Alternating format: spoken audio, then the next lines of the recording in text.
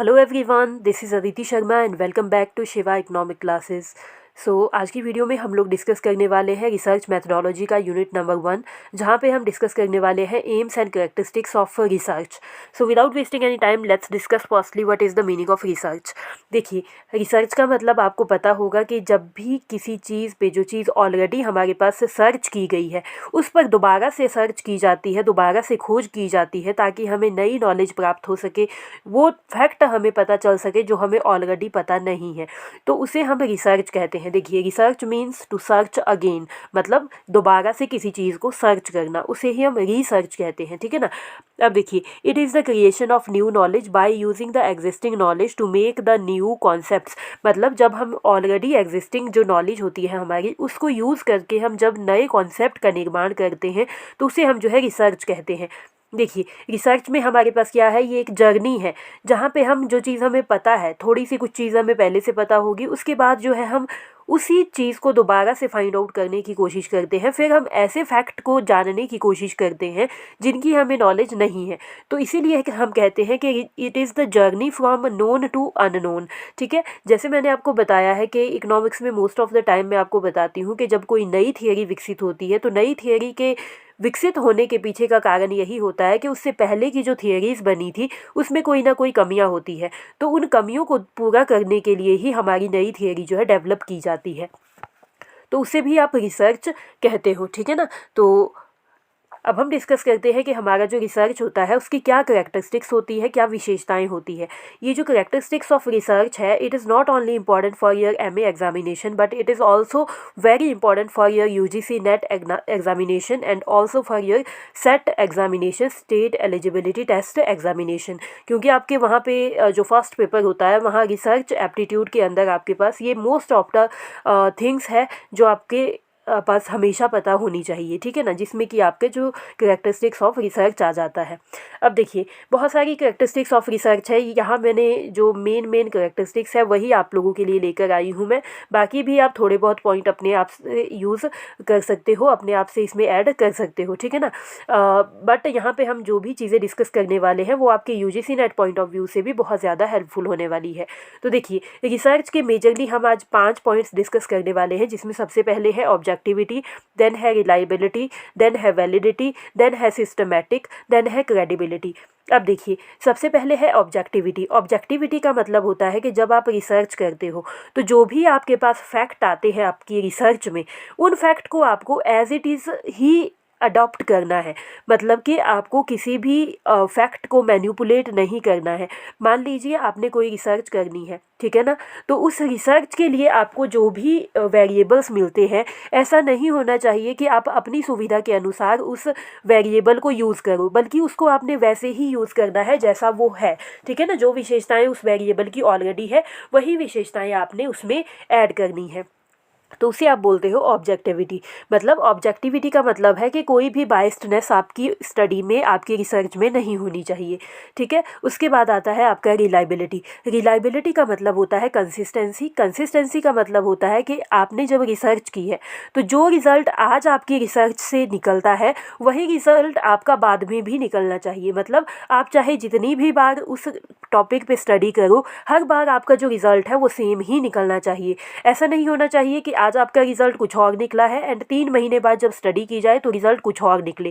कहने का सिंपल सा मतलब ये है कि रिलायबिलिटी का मतलब है कि कंसिस्टेंसी होनी चाहिए आपके रिजल्ट में। मतलब जो आपकी फाइंडिंग है, आप चाहे किसी भी टाइम पीरियड पे उस स्टडी को करते हो, आपको रिजल्ट हमेशा सिमिलर ही मिलना चाहिए। एंड उसके बाद आता है आपका वैलिडिटी। वैलिडिटी मोस्ट इंपॉर्टेंट चीज़ है आपके, ये आपके रिलायबिलिटी से भी ज़्यादा इंपॉर्टेंट है। देखिए, रिलायबिलिटी जो वैलिडिटी है, इसका मतलब ये है कि आपका जो प्रोसीजर है वो एक्यूरेट होना चाहिए। मतलब कि आपको पता होना चाहिए कि क्या आपकी जो रिसर्च है आपको वही रिज़ल्ट दे रही है जो रिज़ल्ट आप लेना चाहते हैं। मतलब कि आपने जो स्टडी की है, मान लीजिए आप किसी चीज़ की स्टडी करते हो एंड वहाँ पे आप देखना चाहते हो किसी चीज़ की विशेषताएं, ठीक है ना।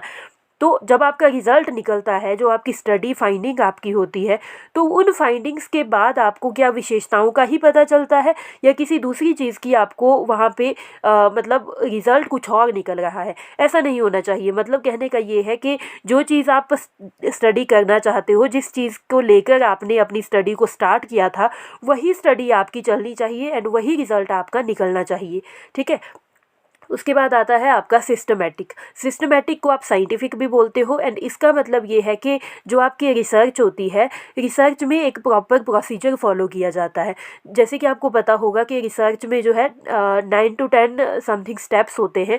उन स्टेप्स को फॉलो करने के बाद ही आपकी जो रिसर्च है वो पूरी होती है, जिसे कि आप साइंटिफिक रिसर्च बोलते हो, जिसमें आपका डाटा कलेक्शन से लेकर आपकी फाइनल रिजल्ट तक की चीज़ें शामिल होती है। ठीक है ना? मतलब ऐसा नहीं है कि आपने डायरेक्टली डाटा इकट्ठा कर दिया, डायरेक्टली अपनी रिपोर्ट पब्लिश कर दी, ऐसा नहीं होता है। आपको पहले अच्छे से अपनी चीज़ों को सिस्टमेटिकली व्यवस्थित करना पड़ता है एंड प्रॉपर आपके जितने भी प्रोसीजर्स हैं उनको फॉलो करना पड़ता है। एंड एक नेक्स्ट वीडियो में मैं आप लोगों के लिए ये जो प्रॉपर प्रोसीजर है आपका वो भी लेकर आऊँगी कि आपकी जो रिसर्च है उसमें कौन कौन से स्टेप्स आपके फॉलो किए जाते हैं। ठीक है? तो उसके बाद आता है आपके पास क्रेडिबिलिटी। क्रेडिबिलिटी का मतलब होता है कि आपका जो रिसर्च है वो ट्रस्टवर्दी होना चाहिए। ट्रस्टवर्दी का मतलब ये है कि आपने जो डाटा कलेक्ट किया है वो बिल्कुल विश्वसनीय स्रोतों से आपका डाटा आना चाहिए।